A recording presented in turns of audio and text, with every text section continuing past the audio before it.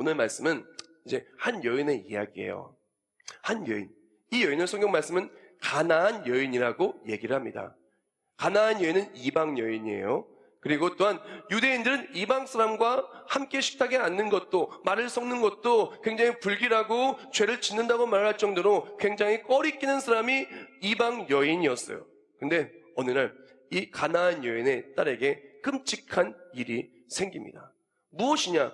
그 딸이 귀신이 들린 거예요. 이것을 이제 귀신이 들려서 너무나 절망적이고 도저히 고칠 수가 없자 이 여인은 예수님께 딸의 그 증세를 이야기하면서 나와서 간구합니다. 그것이 오늘 말씀 본문의 상황이에요. 마태복음 15장 22절에 이렇게 얘기합니다.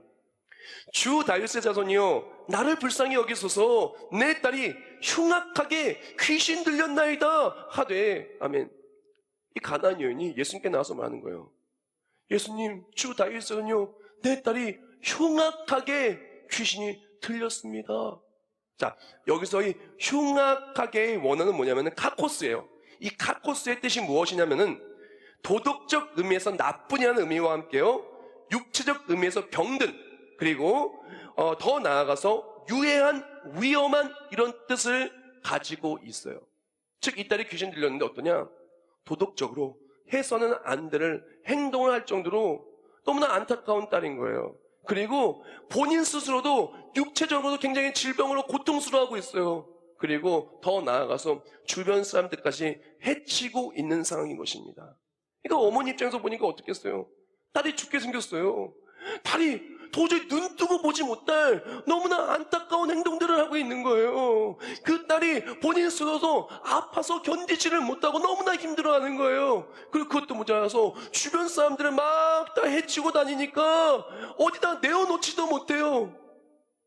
그렇게 딸이 부끄럽고 딸이 굉장히 힘든 이 상황 속에서 어머니는 어떻게 합니까?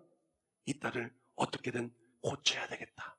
이 딸을 어떻게든 나음받게 해야 되겠다. 온갖 방법을 다 찾습니다. 그러던 어느 날 예수의 소식이 들렸어요. 예수가 그렇게 모든 질병을 고치시고 만왕의 왕이고 만주의 주이시며 그리고 또한 전능하신 하나님이라는 소문을 듣습니다. 그 얘기를 듣고 예수님께 고침받으려고 그 딸을 나음받게 해달라고 기도 제목을 들고 나옵니다. 근데 이 어머니에게는 문제가 있어요. 무엇이냐? 가나안 여인이라는 거예요. 아마 가나안 여인 나간다고 얘기를 했으면은 주변에 사람들이 다 얘기를 했을 거예요. 예수님은 아마 안 고쳐주실 거야. 불가능해. 과연 만나주실까? 아니, 만나도 대화나 하실까? 아니야, 안 고쳐주실 거야. 주변의 사람들이 아무리 절망적인 이야기를 한다 할지라도, 아무리 불가능해 보여도 어머니는 내 딸이 나을 수만 있다면, 내 딸의 문제가 해결될 수만 있다면 그 어떠한 것이라도 다 시도하며 예수님께 나옵니다. 우리 부모님은 그래요. 우리 어버이는 그렇습니다. 내가 조금이라도 잘 될 수만 있다면 무엇이라도 하세요. 내 삶의 문제가, 내 자녀의 아픔이 조금이라도 해결될 수 있다면요, 무엇이든 하시는 분이 우리의 부모님이십니다. 자녀들은 그렇게 못하겠죠. 그러나 우리의 어머니, 우리의 아버지는 그렇게 우리를 키우셨고 그렇게 우리와 함께 하십니다. 그렇게 이 귀신 들린 자의 어머니는 그렇게 예수님께 나옵니다. 그리고 예수님께 간구합니다. 예수님 고쳐주세요. 간구합니다. 주 다윗의 자손이여, 나를 불쌍히 여기소서. 내 딸이 흉악하게 귀신 들렸나이다 라고 말할 때 예수님 어떻게 반응하실까요? 응답하셨을까요? 예수님의 첫 번째 반응은 이랬습니다. 오늘 말씀 23절 말씀입니다. 예수는 한 말씀도 대답하지 아니하시니. 아멘. 아니, 예수님께서 이 어머니가 딸이 잘 되고자 하는 마음으로 간절히 주 다윗의 자손이여, 내 딸 좀 고쳐주세요. 내 딸이 죽게 생겼습니다. 흉악하게 귀신 들렸어요 라고 말을 하는데 예수님이 어떻게 반응합니까? 아무 반응이 없는 거예요. 묵묵부답인 거예요. 그런 상황 속에서 이 여인이 어떻게 합니까? 어쩌면 우리의 상황과 굉장히 비슷한 것 같아요. 우리 부모님들은요, 우리 자녀의 기도할 때는 정말 간절히 눈물로 온 몸을 다해 온 마음으로 기도하지 않습니까? 그런데 그렇게 기도하는데 마치 여인처럼 하나님의 응답이 온전히 오지 않는 것 같아요. 묵묵부답일 때가 혹시 있지 않습니까? 그렇다면 하나님이 아무 대답하지 않으신다는 것은 응답하지 않는다는 사인일까요? 시편 22편 1절과 2절에 다윗이 이렇게 고백을 합니다. 하나님이여, 내 하나님이여, 어찌 나를 버리셨나이까? 어찌 나를 멀리하여 돕지 아니하시오며 내 신음소리를 듣지 아니하시나이까? 내 하나님이여, 내가 낮에도 부르짖고 밤에도 잠잠하지 아니하오나 응답하지 아니하시나이다. 아멘. 다윗이 얘기하는 거예요. 하나님, 내가 낮에도 밤에도 그렇게 울부짖으며 주를 찾았는데 응답하지 아니하셨나이다. 묵묵부답이나이다. 그러나 우리는 다윗의 이야기를 알고 있어요. 오늘 말씀의 이 여인의 이야기를 알고 있습니다. 하나님은요, 지금 대답하시지 않는다는 것이 응답하시지 않는다는 의미가 아닙니다. 저 말씀을 쭉 보면 끝끝내 예수님은 응답하여 주셨죠. 다윗도 마찬가지입니다. 끝끝내 응답하여 주셨습니다. 자, 예수님께서 우리 자녀를 위해서 우리가 기도할 때 지금 대답이 없다는 것은 응답하시지 않는다는 사인이 아니라 내가 듣고 있노라. 더 얘기해보라. 더 얘기해보라.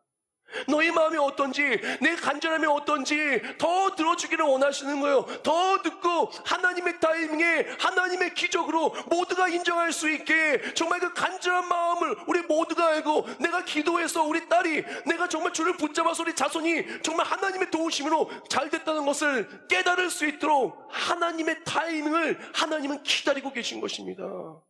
우리가 자녀를 위해 기도한다고 해서 그 기도가 잠시 잠깐 내가 응답받지 못하는 것처럼 아무 변화가 없다고 낭망하지 마십시오. 하나님은 기다리고 계시는 거예요. 그리고 그건 절대로 응답하지 않는다는 사인이 아닙니다. 중요한 것은 무엇이냐? 아무 반응이 없을 때 정말 어버이의 아름다운 끝없는 사랑은요, 포기하지 않고 계속 기도하는 거예요. 포기하지 않고 하나님 고쳐달라고 얘기를 하는 거예요. 자, 오늘 말씀 보면요, 23절 제가 한 번 더 읽어드리겠습니다. 예수는 한 말씀도 대답하지 아니하시니 제자들이 와서 청하여 말하되 그 여자가 우리 뒤에서 소리를 지르오니 그를 보내소서. 아멘. 자, 여기서 소리를 지르오니의 이 원어는 뭐냐면 크라제예요. 이 크라제는 반복을 나타내는 현재형입니다. 즉 여자가 계속해서 소리 질렀음을 보여주는 거예요. 그러니까 상을 설명하면요, 여인이 나왔어요. 예수님, 우리 딸이 흉악하게 귀신 들렸다고 말을 하니까 예수님의 반응이 없는 거예요. 그러니까 이 여인이 계속 소리 지는 거예요. 주 다윗의 자손이여, 우리 딸 고쳐주세요. 주님, 내 목소리 좀 들어주세요. 주님, 내 기도에 응답해주세요. 계속 간구하는 거예요. 계속 끝도 없이. 그러니까 듣다 못하는 주변에 있는 제자들이 예수님께 나온 거예요. 예수님, 좀 저 여자 좀 보내면 안 되겠습니까? 그렇게 건의를 합니다. 그때 예수님의 두 번째 반응이 나와요. 예수님께서 뭐라고 말씀하시냐? 오늘 말씀 24절에 이렇게 말씀하십니다. 예수께서 대답하여 이르시되 나는 이스라엘 집에 잃어버린 양 외에는 다른 데로 보내심을 받지 아니하였노라 하시니. 아멘. 예수님 말씀하시는 거예요. 나는 이스라엘 잃어버린 양 외에는 내가 다른 데로 보냄받지 않았다고 얘기를 합니다. 단호하게 거절하신 거예요. 마치 이 여인에게는 절망적인 목소리 들렸을 수 있습니다. 그렇다고 이 여인이 포기하나요? 포기하지 않습니다. 아무리 절망적인 소리를 듣는다 할지라도 우리의 부모님의 사랑은 절대로 우리를 포기하지 않습니다. 그 사랑으로 오늘날 내가 있는 거예요. 내가 알든 모르든 바로 이런 어버이의 사랑으로 오늘날 내가 있는 겁니다. 자, 근데 예수님께서 오늘 말 속에서 이스라엘 잃어버린 양 외에는 내가 다른 데로 보내지는 받지 않았다는 의미가 절대로 이 여인을 고쳐주지 않겠다는 의미가 아니고요. 그랬던 절대로 나는 이방인들에게 복음을 전하지 않겠다는 의지를 담은 것이 아닙니다. 자, 이 성경 구절은 유진 패터슨의 메시의 성경은 이렇게 표현합니다. 나는 이스라엘의 잃어버린 양을 대하는 것만으로도 바쁘다. 자, 또한 옥스퍼드 원어 성경 대전 주석은 이렇게 표현을 합니다. 그대로 읽을게요. 예수님의 이러한 말씀은 이스라엘만을 구원의 대상으로 삼는다는 의미가 아니라 단지 이스라엘을 우선적으로 복음 전파의 대상으로 삼는다는 의미이다. 또한 이때 예수께서 가나안 여인에게 요청에 대한 거부의 의미가 있는 이 말씀을 하신 이유는 그 여인의 신앙을 시험해 보시기 위함이었다.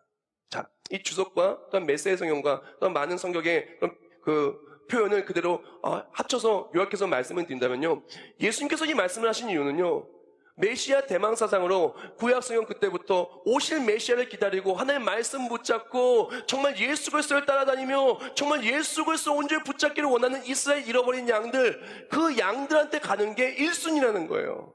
그리고 그 다음에 이제 이방인들한테 복음을 전파하지 않는다는 것이 아니고, 그리고 그 다음에 2순위가 바로 이방에 있는 사람들입니다. 예수님은 절대로 이스라엘 민족에만 복음 전파한 것이 아닙니다. 이스라엘 민족뿐만이 아니라 또한 열방으로 나아가 초대교회는 이방인들까지 곳곳으로 퍼져나가며 복음을 전파했습니다. 즉 예수님 말씀하신 것은 내가 너에게 복음 전파한다는 것이 아니라 내가 이스라엘 민족에 복음 전파하는 것이 우선순위에 있다는 것을, 지금 너의 차례가 아니라는 것을 이야기한 것입니다. 그리고 이 여인이 정말 간절한 마음으로 하나님만을 붙잡고 있는가, 그 여인의 믿음을 본 거예요. 그 여인의 믿음을 시험한 것입니다. 그때 이 여인은 어떡합니까? 절대로 포기하지 않습니다. 그 얘기를 했다 할지라도, 그런 얘기를 들었다 할지라도 포기하지 아니하고 나와서 부탁합니다. 세 번째 부탁을 하죠. 25절 말씀. 여자가 와서 예수께 절하며 이르되 주여 저를 도우소서. 이제는 어떡하냐? 그 말을 듣고도 가는 게 아닙니다. 오히려 절을 합니다. 이 절하다가 영어 성경 worship, 바로 예배하다요. 정말 이스라엘 잃어버린 양 위에는 내가 보냄받지 않았다니까, 하나님 내가 당신을 예배합니다. 하나님만 나의 구원자이십니다. 주여 나를 도우소서 라고 말하면서 엎드려서 하나님을 붙잡는 거예요.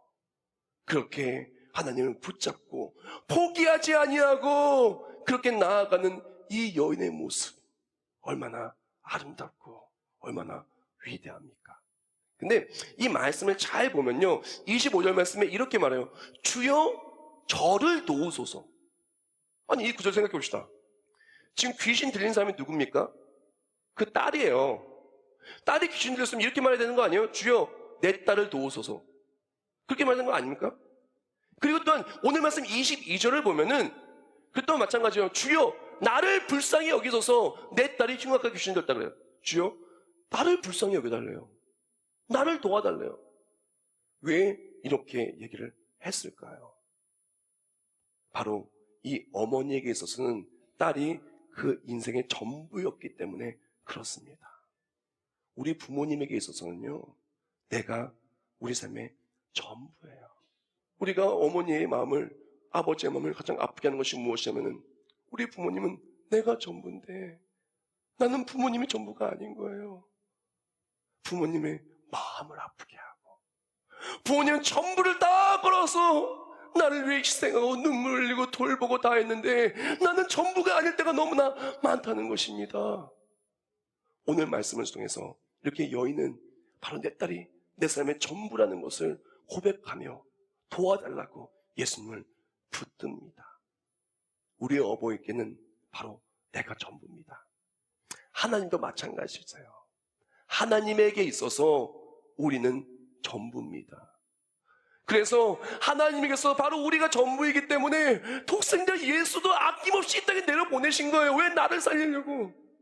예수님도 우리를 위해 죽으신 것입니다. 왜? 나를 살리려고. 십자가에 못 박히신 거예요. 아무리 매마시고 아무리 찔리시고 아무리 욕을 들으시고 아무리 모욕을 당하셔도 끝까지 포기하지 않으시고 사랑을 내려주신 거예요. 왜? 예수님께 있어서 바로 우리는 예수님의 전부이기 때문입니다. 사랑하는 여러분, 나는요 우리 부모님에게 있어서 전부라는 것을 기억하시길 주님의 이름으로 축복합니다. 대답하시되 자녀의 떡을 취하여 개들에게 던짐이 마땅하지 아니하니라. 아니 이게 무슨 말이에요? 예수님 말씀하시는 거예요. 어떻게 식탁에 내 자녀에게 줄 떡을 개들에게 던져줄 수가 있겠느냐고 말하는 거예요. 근데 그 다음에 이 여인이 뭐라고 얘기하냐? 너무나 놀라운 말입니다. 그 정도 들었으면요, 기분 나빠가지고 안 해. 어떻게 그런 말 할 수 있어요? 당신 예수님 맞아요 라고 말할 수 있겠지만 그렇게 하지 않습니다. 이 여인이 어떻게 반응하는가? 27절, 그 여자가 이르되 주여 올소이다마는 개들도 제 주인의 상에서 떨어지는 부스러기를 먹나이다 하니. 아멘. 이게 무슨 의미냐면요, 예수님께서 말씀하신 거예요. 나는 이스라엘 민족의 어린 양들 도우러 갈 거다. 그때 뭐라고 얘기하냐? 이 여인이 얘기하는 거예요. 하나님, 그 은혜의 작은 부스러기라도 내 딸에게 임한다면, 하나님의 능력의 작은 부스러기라도 내 삶에 임한다면은 나의 삶은 변화될 줄 믿습니다. 나의 딸은 변화될 줄 믿습니다. 내 삶은 변화될 줄 믿습니다. 우리 딸의, 우리 가정의 미래는 바뀔 줄 믿습니다. 하나님의 작은 은혜만 있다 할지라도 나는 변화될 줄 믿습니다. 나는 하나님의 작은 은혜라도 사모합니다. 부스러기라도 사모합니다. 그 얘기를 듣고 예수님은 감동합니다. 바로 이때라 라고 생각하고 그 여인의 기도에 응답하시고 딸을 고쳐주신 거예요. 우리는 어떻게 보면요, 너무나 하나님의 그 은혜의 소중함을 잘 모를 때가 있는 것 같아요. 하나님의 능력이 조금만큼, 아니 부스러기만 있다 할지라도 우리의 삶은 변화됩니다. 하나님은요, 위대하신 분이시고 영원하신 분이고 완벽하신 분이십니다. 하나님의 사랑을 우리는 기억해야 돼요. 그리고 그뿐만이 아니라 우리는 그 사랑을 간구하는 어머니처럼 믿음을 가지고 끝까지 주 앞에 나와 정말 하나님께 붙드는, 하나님 붙들고 놓지 않는 우리가 되어야 된다는 것입니다. 여기서 굉장히 중요한 키포인트가 되는 핵심 메시지가 나옵니다. 자, 그것은 뭐냐면요, 이 여인이 지금 누구를 붙들고 누구에게 고침 받았느냐, 이것이 오늘 말씀의 가장 중요한 부분이에요. 자, 이 여인은 본인의 자존심을 다 내려놓고 예수님께 간절함을 드렸어요. 그 예수님을 붙잡았습니다. 그리고 가장 키포인트, 예수님이 이 딸을 고치셨어요. 예수님이 자녀의 내일을 책임져 주셨어요. 예수님이 부모의 기도에 응답하였어요. 예수께서 모든 것을 다 회복시켜 주셨습니다. 우리가 바로 오늘날 우리의 부모가 어떻게 자녀를 키워야 되는지 바로 여기서 나와요. 많은 부모들이 바로 믿음의 사람이라고 이야기하면서 예수님께 자존심을 드리는 것이 아니라, 예수님께 간절함을 드리는 것이 아니라 다른 것에 눈이 팔려서 그것에 간절함과 자존심을 내어놓습니다. 우리 자녀가 돈을 많이 벌어야 이 자녀가 잘 될 것처럼, 우리 자녀는 돈이 책임지는 것처럼, 우리 자녀는 직업이 책임지는 것처럼, 우리 자녀는 능력 있는 배우자가 책임지는 것처럼, 우리 자녀는 그 자녀의 스펙이 책임지는 것처럼 그것만을 바라고 그것을 위해서 자존심을 내어놓습니다. 그것을 위해서 간절함을 내어놓습니다. 그리고 교회 와서 어떡하지요? 정말 우리 자존심을 내어놓고 간절함을 내어드려야 될 하나님 앞에서는 고개를 올려들고 자존심을 내세우는 거예요. 정말 간구해야 될 하나님께 간구하고 하나님 붙잡고 하나님을 놓지 않는 것이 아니라 세상을 붙잡고 놓지 않고 있는 거예요. 그런 모습이 어떻게 됩니까? 우리 자녀는 넘어져 가고 있는 거예요. 그런 모습이 어떻게 됩니까? 우리 자녀는 부모님의 사랑을 온전히 느끼지 못하고 있는 거예요. 부모님은 모든 걸 건다고 열심히 자녀한테 해줬는데 자녀는 사랑을 못 느끼고 있는 거예요. 자녀는 얘기하는 거, 왜 어머니 나한테 이 정도밖에 안 해줬어? 나한테 해준 게 뭐야?